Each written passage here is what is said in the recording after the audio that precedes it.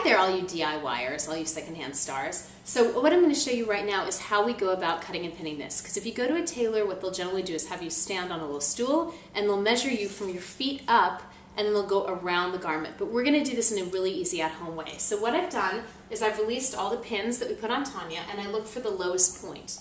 That lowest point happens to be at 25.5 inches from the bottom of the dress. So I'm going to go and mark that point straight across.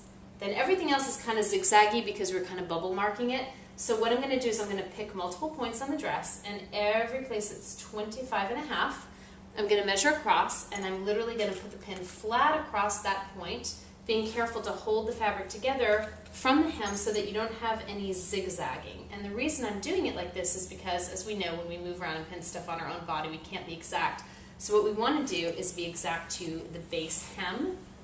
This is a great kind of easy trick way of doing it.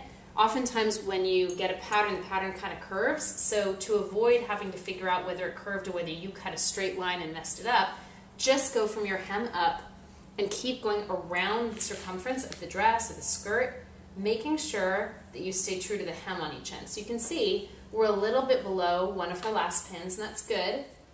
We want to make sure you also really get the edge, because that's where you have some curvature, so you want to make sure you're being really consistent. So I keep measuring 25.5 and across and straight pinning so I get a nice defined line. Thank you very much. And after we get that line, I'm going to basically add 1 more inch of hem allowance for safety, because you can always overhem, but once you cut, you really can't add.